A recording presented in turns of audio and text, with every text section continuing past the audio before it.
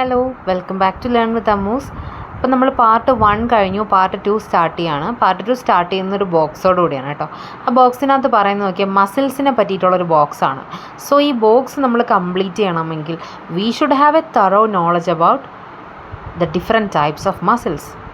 അപ്പം നമ്മളെ അടുത്ത് നമുക്ക് എത്ര തരം മസിൽസ് ഉണ്ടെന്ന് ചോദിച്ചു കഴിഞ്ഞാലും നമ്മൾ കണ്ണും പൂട്ടി പറയേണ്ട ഉത്തരം 3 എന്നാണ് കേട്ടോ. ഏതൊക്കെ തരം മസിൽസ് ആണ്ടേ നമുക്കുള്ളത് skeletal muscles, cardiac muscles and smooth muscles. ഇങ്ങനത്തെ 3 മസിൽസാണ് നമുക്ക് എന്ത് ചെയ്യുന്നത്, നമ്മുടെ ബോഡിക്കകത്ത് കാണാനായിട്ട് സാധിക്കുന്നത്. സ്കെലിറ്റൽ മസിൽസിൻ്റെ പ്രത്യേകത എന്ന് വെച്ചാൽ ഈ മസിൽസ് ബോൺസുമായിട്ട് അറ്റാച്ച് ചെയ്തായിരിക്കും ഇവർ നിൽക്കുന്നത്. സ്കെലിറ്റൽ മസിൽസിൻ്റെ ഡയഗ്രാം നോക്കിയിട്ട് നിങ്ങൾക്ക് എന്താണ് മനസ്സിലായത്? അതിൽ ഭയങ്കര സ്ട്രൈപ്സ് ഉണ്ട്. നോക്കിയേ, ഭയങ്കര സ്ട്രൈറ്റഡ് ആയിട്ടുള്ള സ്ട്രൈപ്സ് ഇങ്ങനെ വരെയുള്ള മസിൽസാണ് സ്കെലിറ്റൽ മസിൽസ് എന്ന് പറയുന്നത്. അപ്പോൾ ഈ ഒരു അസ്ഥിപേശികൾ അല്ലെങ്കിൽ സ്കെലിറ്റൽ മസിൽ എന്ന് പറയുന്നത് വോളണ്ടറി ആയിട്ടുള്ള ആക്ഷൻസാണ് ചെയ്യുന്നത്. എന്തപ്പം നമ്മൾ അറിഞ്ഞിരിക്കേണ്ട 2 തരം ആക്ഷൻസാണ് വോളണ്ടറി ആൻഡ് ഇൻവോളണ്ടറി മൂവ്മെൻറ്റ്സ്. എന്തായിരിക്കും അവിടെ വോളണ്ടറി എന്ന് വെച്ചാൽ, അതായത് നമുക്ക് കൺട്രോൾ ചെയ്യാൻ സാധിക്കുന്ന മസിൽസാണ് എന്തെന്ന് പറയുന്നത് വോളണ്ടറി മൂവ്മെൻറ്റ് എന്ന് പറയുന്നത്. നമുക്ക് കൺട്രോൾ ചെയ്യാൻ പറ്റുന്ന മൂവ്മെൻറ്റ്സ്. ഇപ്പം നമ്മൾ കണ്ണ് ബ്ലിങ്ക് ചെയ്യുന്നു, നമ്മൾ കൈ വെച്ച് ഇങ്ങനെ പുഷപ്പ് എടുക്കുന്ന പോലെ കാണിക്കുന്നു, അല്ലെങ്കിൽ കൈ ഇങ്ങനെ കറക്കി വീശുന്നു. അതൊക്കെ നമുക്ക് എന്തെങ്കിലും ഒരു സമയം കഴിയുമ്പോൾ നമുക്കതിനെ നിർത്താനായിട്ട് സാധിക്കും അല്ലേ. അപ്പോൾ അത്തരത്തിലുള്ള മസിൽസിനെ നമ്മൾ വോളണ്ടറി മസിൽസ് എന്നും അതിലൂടെ ഉണ്ടാവുന്ന മൂവ്മെൻറ്റിനെ നമ്മൾ എന്തെന്ന് പറയും, വോളണ്ടറി മൂവ്മെൻറ്റ് എന്നും പറയും. അപ്പോൾ സ്കെലിറ്റൽ മസിൽസിനെ പറ്റി പറയുകയാണെങ്കിൽ അത് സ്ട്രൈറ്റഡ് ആണ്, ഒരുപാട് വരകളുള്ള മസിൽസാണ്. അത് വോളണ്ടറി മൂവ്മെൻറ്റ്സ് ആണ് എന്ത് ചെയ്യുന്നത്, അത് കാഴ്ചവെക്കുന്നത് എന്നുള്ള 2 കാര്യങ്ങൾ അറിഞ്ഞിരിക്കുക. അടുത്ത് നമ്മൾ നോക്കാൻ പോകുന്നത് കാർഡിയാക് മസിൽസ് ആണ്. കാർഡിയാക് മസിൽസ് അതും സ്ട്രൈപ്സ് ഉള്ള മസിൽസാണ്. പക്ഷേ നമ്മുടെ സ്കെലിറ്റൽ പോലെ ആണോ? അല്ല. നോക്കി, ഇടയ്ക്കിടയ്ക്ക് ബ്രാഞ്ചസ് ഉണ്ട്. അപ്പോൾ presence of branches is an important feature of cardiac muscles. Branches ഉള്ള സ്ട്രൈപ്സ് ഉള്ളതാണെങ്കിൽ നമ്മൾ അപ്പോഴേ അവിടെ എഴുതണം, അത് കാർഡിയാക് മസിലാണെന്നുള്ളത് എഴുതണം. ഇനി ഒന്ന് ഓർത്ത് നോക്കിയേ, ഹാർട്ടിലെ മസിൽസാണ് കാർഡിയാക് മസിൽസ് എന്ന് പറയുന്നത്. അപ്പോൾ അതിൻ്റെ മൂവ്മെൻറ്റിനെ നമുക്ക് കൺട്രോൾ ചെയ്യാൻ പറ്റുമോ? ഹൃദയം ഇത്ര ഇടിക്കാവുള്ളൂ നമുക്ക് കൺട്രോൾ ചെയ്യാൻ പറ്റുമോ? ഇല്ല. സോ അത്തരത്തിൽ വരുന്ന മൂവ്മെൻറ്റ്സിനെ നമ്മൾ എന്തെന്ന് പറയും, ഇൻവോളണ്ടറി മൂവ്മെൻറ്റ്സ്. ആൻഡ് ഇത്തരത്തിലുള്ള പേശികളെ നമ്മൾ ഇൻവോളണ്ടറി മസിൽസ് എന്നും അറിയപ്പെടുന്നുണ്ട്. ഓക്കെ, അപ്പോൾ കാർഡിയാക് മസിൽസിനെ പറ്റി എന്തൊക്കെയാണ് പറഞ്ഞത്? അത് സ്ട്രൈപ്പഡ് ആണ്, ഇൻവോളണ്ടറി ആണ്, ഹൃദയപേശി എന്നാണ് ഇതിനറിയപ്പെടുന്നത്. Moving to the next muscle, that is smooth muscles. Smooth മസിൽസിനെ ഒന്ന് നോക്കിയടെ. സ്മൂത്ത് മസിൽസിന് വളരെ സ്മൂത്താണ്. അതിനകത്ത് സ്ട്രൈപ്സ് ഇല്ല, അത് ബ്രാഞ്ചഡ് അല്ല. വളരെ സ്മൂത്തായിട്ട് നിൽക്കുന്ന മസിലാണ് എന്തെന്ന് പറയുന്നത്, സ്മൂത്ത് മസിൽസ് എന്ന് പറയുന്നത്. സ്മൂത്ത് മസിൽസിൻ്റെ മലയാളം എന്ന് പറയുന്നത് മിനുസ പേശി എന്നാണ് കേട്ടോ. അതെന്ന് പറയുന്നത് അതിൻ്റെ എൻഡ് നോക്കിയടെ, എൻഡ് ഇങ്ങനെ കൂർത്തിങ്ങനെ ഇരിക്കും അല്ലേ. അതായത് എൻഡ് വളരെ സ്പ്ലെൻഡഡ് ആണെന്ന് പറയാം. കൂർത്തതിന് നമുക്ക് എന്തെന്ന് പറയാം, സ്പ്ലെൻഡഡ് എന്ന് പറയാം. അപ്പോൾ സ്മൂത്ത് മസിൽസ് സ്മൂത്ത് മസിൽസ് എന്ന് പറയുന്നതിന് സ്ട്രയേഷൻസ് ഇല്ല, എൻഡ് സ്പ്ലെൻഡഡ് ആണ്. ഇതിനറിയപ്പെടുന്നത് മിനുസ പേശികൾ എന്നുള്ളതാണ്. അതുപോലെ തന്നെ സ്മൂത്ത് മസിൽസ് പെർഫോം ചെയ്യുന്നത് ഇൻവോളണ്ടറി മൂവ്മെൻറ്റ്സ് ആണ്, ഇൻവോളണ്ടറി ആക്ഷൻസ് ആണ് എന്ത് ചെയ്യുന്നത്, സ്മൂത്ത് മസിൽസ് ചെയ്യുന്നത്. ഈ യൂറിനറി ബ്ലാഡറിലൊക്കെ വരുന്നത് ഈ ഒരു സ്മൂത്ത് മസിൽസ് ആണ്. അതുപോലെ തന്നെ സ്റ്റൊമക്കിൽ ഇതൊന്നും നമുക്ക് കൺട്രോൾ ചെയ്യാൻ പറ്റുന്നതല്ല അല്ലേ. സ്റ്റൊമക്കിൽ ഇപ്പോൾ എന്തെങ്കിലും അകത്ത് ആക്ഷൻ നടന്നാൽ നമുക്കെന്നെ കൺട്രോൾ ചെയ്യാൻ പറ്റില്ല. സോ അത്തരത്തിലുള്ള ഇൻവോളണ്ടറി മസിൽസ്, ഇൻവോളണ്ടറി മൂവ്മെൻറ്റ് നടത്തുന്ന മസിലിന് എക്സാമ്പിളാണ് സ്മൂത്ത് മസിൽസ് എന്ന് പറയുന്നത്. അപ്പോൾ 3 types of muscle tissues and സെല്ലിനെ പറ്റി, അല്ലെങ്കിൽ 3 ടൈപ്സ് ഓഫ് മസിൽ ടിഷ്യൂസിനെയാണ് പറഞ്ഞത്, cardiac, skeletal and smooth muscle. Cardiac is present in the heart and skeletal muscles എന്ന് പറയുന്നത് muscles that is attached to the bones. And smooth muscles എന്ന് പറയുന്നത് end നല്ല സ്പ്ലെൻഡഡ് ആയിട്ടുള്ള മസിൽസാണ് സ്മൂത്ത് മസിൽസ് എന്ന് പറയുന്നത്. അതിനകത്ത് എന്തില്ല, സ്ട്രൈപ്സോ കാര്യങ്ങളോ ഒന്നും തന്നെ ഇല്ല. അപ്പോൾ ഇത് വെച്ചിട്ട് നിങ്ങൾക്ക് ആ ഫസ്റ്റ് ബോക്സ് നിങ്ങൾക്ക് ഫില്ല് ചെയ്തൂടെ? Yes, you can do it. നമ്മൾ പറഞ്ഞ വോളണ്ടറി ഇൻവോളണ്ടറി മസിൽസിനെ പറ്റിയിട്ടാണ് പറയുന്നത്. Some muscles in our body can be controlled, that is the voluntary muscles, and some others cannot be controlled, that is the involuntary. Okay, അപ്പോൾ control ചെയ്യാൻ പറ്റുന്ന മസിൽസിനെ voluntary എന്നും control ചെയ്യാൻ പറ്റാത്തതിനെ ഇൻവോളണ്ടറി എന്നും പറയും. എക്സാമ്പിൾസ് ആണ് അവിടെ കൊടുത്തിരിക്കുന്നത്. കയ്യിലുള്ള മസിൽസ്, നമ്മൾ കൈ തുറക്കുകയും അടയ്ക്കുകയും ചെയ്യുന്നത്, it's A kind of voluntary action. Involuntary എന്ന് പറയുമ്പോൾ ഈസോഫാഗസിലുള്ള മസിൽസ്, അല്ലെങ്കിൽ സ്റ്റൊമക്കിലുള്ള മസിൽസ്, അല്ലെങ്കിൽ മസിൽസ് ഇൻ യൂറിനറി ബ്ലാഡർ, അതൊക്കെ എന്തിന് എക്സാമ്പിളാണ്? ഇൻവോളണ്ടറി മസിൽസിന് എക്സാമ്പിളാണ്. വോളണ്ടറി മസിൽസിനോ നമ്മുടെ കണ്ണിലുള്ള ഐയിലുള്ള മസിൽസ്, പിന്നെ ഹാൻഡ്, പിന്നെ കാലുകളിലുള്ള മസിൽസ്, നമ്മുടെ ചീക്സ്, നമ്മുടെ ഫേസിലുള്ള മസിൽസൊക്കെ എന്തിന് എക്സാമ്പിളാണ്? വോളണ്ടറി. നമ്മുടെ വായിലുള്ള മസിൽസ് അല്ല, അതായത് ഫേസിലുള്ള മസിൽസൊക്കെ എന്താണ്? വോളണ്ടറി മസിൽസിന് എക്സാമ്പിൾസ് ആണ്. നമ്മൾ പറഞ്ഞു കൈ ഇങ്ങനെ സ്ട്രെച്ച് ചെയ്യുന്നതും ഫോൾഡ് ചെയ്യുന്നതും ഒക്കെ എന്ത് തരം ആക്ഷനാണ്? വോളണ്ടറി ആക്ഷനാണ്. അപ്പോൾ by folding and stretching your hands and analysing the illustration 4.6 understand the contraction and relaxation of muscles. അപ്പോൾ നമ്മൾ കൈ ഇങ്ങനെ സ്ട്രെച്ച് ചെയ്യുകയും അതുപോലെ തന്നെ തിരിച്ച് ആ കൈയെ ഫോൾഡ് ചെയ്യുകയും ചെയ്യുമ്പോഴത്തേക്കും എന്താണ് അവിടെ നടക്കുന്നത്? മസിൽസ് തമ്മിൽ കോൺട്രാക്റ്റ് ചെയ്യുക, അടുത്ത് വരികയും റിലാക്സ് ചെയ്യുകയും ചെയ്യുന്നുണ്ട്. ഓക്കെ, അപ്പോൾ ഈ ഒരു കോൺട്രാക്ഷൻ ആൻഡ് റിലാക്സേഷൻ കാണിക്കുന്ന ഒരു ഡയഗ്രാം തന്നിട്ടുണ്ട്, നമുക്കത് നോക്കാം. ടെൻഡൻസിനെ കണ്ടോടെ. ടെൻഡൻസ് എന്ന് വെച്ചാൽ എന്തായാലും മസിൽസിനെയും ബോൺസിനെയും കൂടി കണക്ട് ചെയ്യുന്ന ഫൈബറിനെയാണ് നമ്മൾ ടെൻഡൻസ് എന്ന് പറയുന്നത്. അതിൽ തന്നെ ഫ്ലെക്സർ മസിൽസും എക്സ്റ്റൻസർ മസിലും പിക്ചറിൽ മാർക്ക് ചെയ്തിട്ടുണ്ട് കേട്ടോ. അപ്പോൾ ഇവിടെ എങ്ങനെയാണ് മൂവ്മെൻറ്റ് പോസിബിൾ ആവുന്നത്? ഒന്ന് നിങ്ങൾ ആലോചിച്ച് പറഞ്ഞേ. ഈ പിക്ചറിൽ കാണുന്ന ഫ്ലെക്സർ മസിലും എക്സ്റ്റൻസർ മസിലും കണ്ടോടെ, ഈ രണ്ട് മസിൽസും എന്ത് ചെയ്യുന്നു? ഈ രണ്ട് മസിൽസിൻ്റെയും ഭാഗം, അല്ലെങ്കിൽ അത് രണ്ടെണ്ണവും ഇങ്ങനെ ഇരിക്കുന്നത് കൊണ്ടാണ് നമുക്ക് എന്ത് ചെയ്യാൻ പറ്റുന്നത്? നമ്മുടെ കൈകളിങ്ങനെ ഫ്ലെക്സിബിളാക്കി നീട്ടാനും അല്ലെങ്കിൽ അതിനിങ്ങനെ ഹോൾഡ് ചെയ്യാനും ഒക്കെ സാധിക്കുന്നത് ഏതൊക്കെ മസിൽസിൻ്റെ ആക്ഷൻ കാരണമാണ്? ഫ്ലെക്സർ മസിലിൻ്റെയും അതുപോലെ തന്നെ എക്സ്റ്റൻസർ മസിലിൻ്റെയും ആക്ഷൻ കാരണമാണ്. ഈ ടെൻഡൻ എന്തേ ചെയ്യുന്നുള്ളൂ? മസിൽസിനെയും ബോണിനെയും തമ്മിൽ കണക്ട് ചെയ്ത് ഇങ്ങനെ നമ്മൾ ഗ്ലൂ ഒക്കെ ഒട്ടിക്കില്ലേ ചാർട്ടിന്, അതുപോലെ ചാർട്ടിനെ ഭിത്തിയിലേക്ക് ഒട്ടിക്കുന്ന പോലെ ബോൺസിനെയും നമ്മുടെ മസിൽസിനെയും കൂടെ ഫിക്സ് ചെയ്ത് വെച്ചേക്കുന്ന അതിൻ്റെ ഒരു കണക്ഷനെയാണ് നമ്മൾ എന്തെന്ന് പറയുന്നത്? ടെൻഡൻസ് എന്ന് പറയുന്നത്. അപ്പോൾ ഇനി ആരെങ്കിലും ഹാൻഡ്സ് എങ്ങനെയാണ് മൂവ് ചെയ്യുന്നതെന്ന് ചോദിച്ചാൽ നമുക്ക് എങ്ങനെ പറയാം? ഫ്ലെക്സർ മസിലിൻ്റെയും എക്സ്റ്റൻസർ മസിലിൻ്റെയും ആ ഒരു കോൺട്രാക്ഷൻ്റെ ഭാഗമായിട്ടാണ്, അല്ലെങ്കിൽ അതിൻ്റെ രണ്ടിൻ്റെയും ഒരു ഭാഗമായിട്ടാണ്, അത് രണ്ടും ആക്ട് ചെയ്യുന്നതിൻ്റെ ഭാഗമായിട്ടാണ് എന്ത് ചെയ്യുന്നത്? നമുക്ക് കൈകാലുകൾ നമുക്ക് സ്ട്രെച്ച് ചെയ്യാനും അതുപോലെ തന്നെ തിരിച്ച് റിലാക്സ് ചെയ്യാനും ഒക്കെ സാധിക്കുന്നത്. Moving to the next topic, muscle fatigue, അതായത് പേശീക്രമം. ഇത് വേറൊന്നുമല്ല, നമ്മൾ ഈ ഓടയും ചാടയും കായികപരമായിട്ടുള്ള കാര്യങ്ങളൊക്കെ ചെയ്യുന്ന സമയത്ത് നമ്മുടെ മസിൽസ് ഒരുപാട് ഫങ്ഷൻ ചെയ്യുന്നു, പ്രവർത്തിക്കുന്നുണ്ട്. അപ്പം അത്തരത്തിൽ നമുക്ക് ഓടയും ചാടയും വേണമെങ്കിൽ നമുക്ക് എന്ത് വേണം? അധികമായിട്ടുള്ള എനർജി വേണം. ഈ എനർജി നമുക്ക് കിട്ടുന്നത് ഈ സെല്ലുലാർ റെസ്പിറേഷനിൽ നിന്ന് ഫോം ചെയ്യുന്ന ATP, അതായത് അഡിനോസിൻ ട്രൈഫോസ്ഫേറ്റ് മോളിക്യൂൾസിൽ നിന്നാണ് നമുക്ക് എന്ത് ചെയ്യുന്നത്? ഈ ഒരു എനർജി നമുക്ക് കിട്ടുന്നത്. അപ്പോൾ നമ്മൾ കൂടുതലായിട്ട് എക്സർസൈസ് ചെയ്യുക അല്ലെങ്കിൽ കൂടുതലായിട്ട് ഓടുക ചാടുകയൊക്കെ ചെയ്യുന്ന സമയത്ത് സ്കെലിറ്റൽ മസിൽസ്, അതായത് ബോൺസുമായിട്ട് അറ്റാച്ച് ചെയ്തിട്ടുള്ള മസിൽസിന് എന്ത് വേണം? അവിടെ കൂടുതലായിട്ടുള്ള ഓക്സിജൻ ആവശ്യമാണ്. പക്ഷേ ആ സമയത്ത് ഓക്സിജൻ നമ്മുടെ മസിൽസിൽ ഇല്ല എന്നാണെങ്കിൽ മസിൽസ് എന്താവും? ഭയങ്കരമായിട്ട് അങ്ങ് വീക്കാവും, അങ്ങ് തളരുകയും കോൺട്രാക്റ്റ് ചെയ്യാനുള്ള ആ ഒരു കപ്പാസിറ്റി എന്ത് ചെയ്യുന്നു?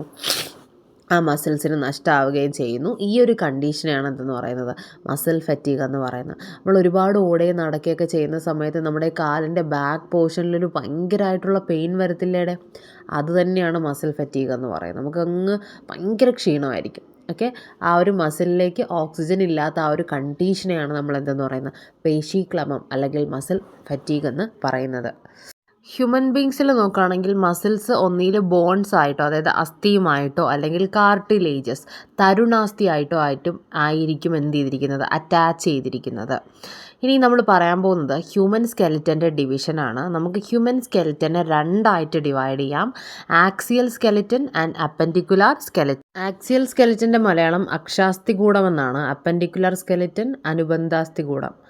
അപ്പോൾ ആക്സിയൽ സ്കെൽട്ടൻ എന്താണ്? നമ്മുടെ ബോഡിയുടെ സെൻട്രൽ ആക്സിസ്, നമ്മൾ ബോഡിയുടെ നമ്മുടെ തലയുടെ നടുക്ക് മുതൽ ഇങ്ങറ്റം വരെ കാല് വരെ നോക്കി കഴിഞ്ഞാൽ ഒരു സെൻട്രൽ ആക്സിസ് ഉണ്ട്, ഒരു നടുക്കൊരു നേർരേഖയുണ്ട്. ആ നടുക്കായിട്ട് ആ ഒരു സെൻട്രൽ ആക്സിസിലായിട്ട് കാണുന്ന ബോൺസിനെയാണ് എന്തെന്ന് പറയുന്നത്, അസ്ഥികളെയാണ് ആക്സിയൽ സ്കെൽറ്റൻ എന്ന് പറയുന്നത്.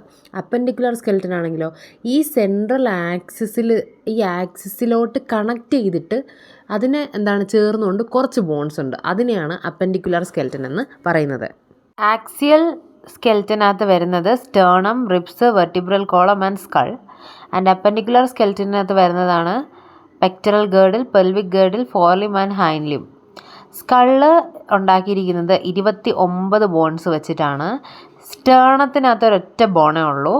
റിബ്സ് എന്ന് പറയുന്നത് നമ്മുടെ 2 പെയറായിട്ടാണ്, അതായത് 12 വീതം 2 സൈഡിലായിട്ടാണ് റിബ്സ് ഉള്ളത്. വേർട്ടിബ്രൽ കോളം എന്ന് പറയുന്നത് 26 ബോൺസ് ആണ് അതിനകത്ത് വരുന്നത്. ഇനി പെക്ടറൽ ഗേർഡിൽ 4 എണ്ണമാണ്, അതായത് 2 സൈഡിലായിട്ട് 2x2 എന്ന് പറയുന്ന കണക്കിലാണ് വരുന്നത്. ഇനി പെൽവിക് ഗേർഡിലാണെങ്കിലോ 1x2, അതായത് 2 ഭാഗത്തും ആയിട്ട് ഓരോന്ന്. ഇനി ഫോർ ലിംബ് ഹൈൻ ലിംബ് എന്ന് വെച്ചാൽ എന്താണ്? ഫോർ ലിംബ് നമ്മുടെ കൈയും ഹൈൻ ലിംബ് നമ്മുടെ കാലുകളുമാണ്. കൈകാലുകൾ നമുക്ക് എത്ര എണ്ണം വെച്ചുണ്ട്? 2 എണ്ണം വീതം വെച്ചില്ലേ? 2 കൈ 2 കാലും ഇല്ലേ? ആ 2 കൈകളിലായിട്ട് 30 ബോൺസും 2 കാലുകളിലായിട്ട് 30 ബോൺസും ഉണ്ട്. അപ്പോൾ 30x2 60 വീതം വെച്ചാണ് ബോൺസ് ഉള്ളത്. അങ്ങനെ ടോട്ടൽ നമുക്ക് 206 ബോൺസാണ് നമ്മുടെ ഹ്യൂമൻ സ്കെൽറ്റനകത്ത് വരുന്നത്. നമ്മൾ ജനിക്കുന്നത് നമുക്കറിയാം 206 ബോൺസാണ് നമ്മുടെ ബോഡിയിലുള്ളത്. പക്ഷേ നമ്മൾ ജനിക്കുന്ന സമയത്ത് നമുക്ക് 300 ബോൺസ് ഉണ്ടായിരിക്കും. അതായത് ഒരു അഡൾട്ടിനെയും ഒരു ബേബിയും കൂടി കമ്പയർ ചെയ്ത് കഴിഞ്ഞാൽ a baby will have 300 bones while adult have 206 bones. അപ്പോൾ നിങ്ങൾക്കൊരു ഡൗട്ട് വന്നില്ലേടേ, അപ്പോൾ നമ്മൾ ഈ വലുതാവുന്ന സമയത്ത് ഈ ബോൺസ് എന്ത് ചെയ്യോടെ? നമ്മൾ ചെറുതിലേ നമുക്ക് 300 ബോൺസ് ഉള്ളവർ വലുതാകുമ്പോൾ എങ്ങനെ 206 ബോൺസായിട്ട് മാറുന്നത്? ഒന്ന് ചിന്തിച്ച് നോക്കിയേ. ബോൺസ് ഒന്നും തന്നെ എങ്ങും പോകുന്നില്ല, നമ്മുടെ ബോഡിക്കകത്ത് തന്നെ കാണും. ഈ ചെറിയ ചെറിയ ബോൺസ് എന്ത് ചെയ്യുന്നുണ്ട്? മറ്റ് ബോണുകളുമായിട്ട് അങ്ങ് ജോയിൻ ചെയ്യും. അപ്പോൾ ആ 300 എന്നുള്ളത് പിന്നീട് 206 മാറുന്നതാണ് കേട്ടോ. അല്ലാണ്ട് ആ ബോൺസ് ഇളവി പോവുകയും അങ്ങനെയൊന്നും ചെയ്യുന്നില്ല. ഉള്ള ബോൺസുമായിട്ടത് ജോയിൻ ചെയ്ത് അതൊരു വലിയ ബോണായിട്ട് മാറുന്നു. ഇനി ഈ കുട്ടികളൊക്കെ തറയെ വീണ് കഴിഞ്ഞാൽ പെട്ടെന്നൊന്നും സംഭവിക്കില്ല. അതിൻ്റെ റീസണും എന്താണ്? ഈ കുട്ടികൾക്ക് ഇഷ്ടമാതിരി ബോൺസ് ഉള്ളതുകൊണ്ട് തന്നെയാണ്. അവരുടെ ബോഡി എന്ത് ചെയ്യും? ആ ബോൺസ് പ്രൊട്ടക്റ്റ് ചെയ്തോളും. ഞാൻ നിങ്ങളുടെ ജസ്റ്റ് ഒരു അറിവിന് വേണ്ടി പറഞ്ഞതാണ് കേട്ടോ. Okay, let us move on to the structure of a bone. ഒരു ബോണിൻ്റെ സ്ട്രക്ചർ എങ്ങനെയാണ്? ഒരു ബോൺ നോക്കിയേടെ. നമുക്കെപ്പോഴും ബോണെന്ന് പറയുമ്പോൾ എനിക്ക് ഓർമ്മ വരുന്നത് കോഴിയുടെ ആ ഒരു കാലിൻ്റെ ഭാഗമാണ്. അതുപോലെയല്ലേ ഈ ബോൺ ഇരിക്കുന്നത്? ആണ്. ആ ഒരു ബോണിന് എന്തുണ്ടേ? ഒരു ഔട്ടർ കവറിങ് ഉണ്ട്. നമ്മളൊക്കെ ഡ്രസ്സ് ചെയ്യുന്നത് പോലെ ബോണിന് ചുറ്റുമായിട്ടൊരു ഔട്ടർ കവറിങ് ഉണ്ട്. ആ കവറിങ്ങിൻ്റെ പേരാണ് പെരിഓസ്റ്റിയം. അത് ഈ ഒരു ബോണിനെ എങ്ങനെ കവർ ചെയ്തുകൊണ്ട് ഒരു നേരത്തെ ഒരു മെംബ്രെയിൻ, ഒരു പാട പോലെ അല്ലെങ്കിൽ ഒരു ഒരു ഔട്ടർ കവറിങ് പോലെ ആക്ട് ചെയ്യുന്ന ഒന്നാണ് ഏതെന്ന് പറയുന്നത് ഈ ഒരു പെരിഓസ്റ്റിയം എന്ന് പറയുന്നത്. നമ്മുടെ ബോഡിയിൽ തന്നെ 18% വെയിറ്റ് ഡിറ്റർമൈൻ ചെയ്യുന്നത് ആരാണ്? നമ്മുടെ ബോൺസ് ആണ്. Blood vessels, nerves and lymph vessels are found in bones. Blood വെസൽസും നെർവും ലിംഫ് വെസൽസും ഒക്കെ എന്തിനകത്തും ഉണ്ടേ? ബോൺസിനകത്തും ഉണ്ട്. Calcium, phosphate, collagen proteins and salt provide hardness and strength to bones. ആ ഒരു ബോൺസിന് ആവശ്യമായിട്ടുള്ള ശക്തി കൊടുക്കുന്നത് കാൽഷ്യവും ഫോസ്ഫേറ്റും പിന്നെ കൊളാജിൻ പ്രോട്ടീൻസും സോൾട്ടൊക്കെയാണ് എന്ത് ചെയ്യുന്നത്? ആ ഒരു ബോൺസിന് കട്ടി കൊടുക്കുന്നത്. Osteoblast cells of bones deposit minerals in the bones, make them strong and firm and also help in growth and repair.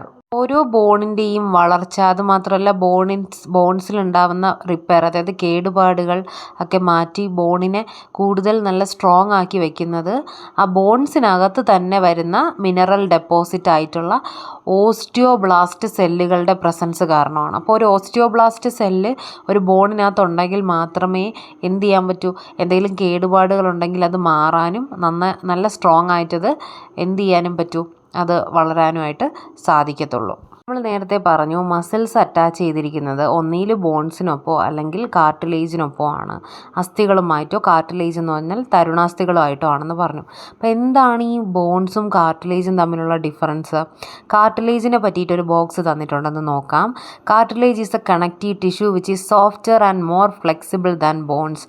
ബോൺസിനേക്കാളും വളരെ മൃദുവായതും നല്ലതായിട്ട് ഫ്ലെക്സിബിൾ, അതായത് അങ്ങോട്ടും ഇങ്ങോട്ടും തിരിക്കാനും ഒക്കെ പറ്റുന്ന ഒന്നാണ് ഇതെന്ന് പറയുന്നത് കാർട്ടിലേജ് എന്ന് പറയുന്നത്. പറയുന്നത്. ഈ കാർട്ടിലേജ് എവിടെയൊക്കെയാണ് കാണുന്നത്? എൽബോസ്, അതായത് നമ്മുടെ കൈമുട്ടിൽ, നീസ്, അതായത് കാൽമുട്ടുകളിൽ, ആംഗിൾസ്, അതായത് കണ്ണങ്കാലിൽ, at the tip of the റിബ്സിൻ്റെ എൻഡിലായിട്ട്, പിന്നെ between the vertebra of the vertebral കോളത്തിനകത്തുള്ള ബോൺസിനെയാണ് വെർട്ടിബ്ര എന്ന് പറയുന്നത്. ഈ കാർട്ടിലേജ് ഉണ്ട്. പിന്നെ നമ്മുടെ ഇയറിൽ, and the tip of the nose and in the ട്രക്കിയയിലായിട്ടും, പിന്നെന്താണ് നോസിൻ്റെ, മൂക്കിൻ്റെ തുമ്പത്തൊക്കെ ആയിട്ടാണ് നമുക്ക് ഈ കാർട്ടിലേജസ് കാണാനായിട്ട് സാധിക്കുന്നത്. Cartilages present at the tip of the bones reduce friction in the ജോയിൻറ്റുകളിൽ ഉണ്ടായേക്കാവുന്ന ആ ഒരു ഫ്രിക്ഷൻ എന്ത് ചെയ്യുന്നു? കാർട്ടിലേജ് കുറയ്ക്കുന്നു. ഫ്രിക്ഷൻ എന്ന് പറയുമ്പോൾ അതിലുണ്ടായേക്കാവുന്ന ഒരു ഘർഷണമാണ് കേട്ടോ, അതെന്ത് ചെയ്യുന്നു? കുറയ്ക്കുന്നുണ്ട്. Blood vessels and nerves are absent in them. അപ്പോൾ കാർട്ടിലേജിനകത്ത് എന്തില്ലടെ? ബ്ലഡ് വെസൽസും ഇല്ല, നെർവ്സും ഇല്ല. Due to the absence of blood vessels their growth is slower than the rest of the cells. അപ്പോൾ ബ്ലഡ് വെസൽസ് ഇല്ലാത്തതുകൊണ്ട് തന്നെ ഇതിൻ്റെ വളർച്ച എന്ന് പറയുന്നത് ബാക്കിയുള്ള കോശങ്ങളുമായിട്ട് കമ്പയർ ചെയ്യുമ്പോഴത്തേക്ക് എന്താണ്? വളരെ കുറവാണ്, സ്ലോ ആണെന്നാണ് പറയുന്നത്. അപ്പോൾ കാർട്ടിലേജുമായിട്ട് കമ്പയർ ചെയ്യുമ്പോൾ ബോൺസിൻ്റെ വ്യത്യാസം എന്താണ്? ബോൺസിനകത്ത് ലിംഫസെൽസ് ഉണ്ട്, ബ്ലഡ് വെസൽസ് ഉണ്ട്, നെർവ്സ് ഉണ്ട്, എല്ലാം അടങ്ങിയിട്ടുള്ളതാണ് ഒരു ബോൺ എന്ന് പറയുന്നത്.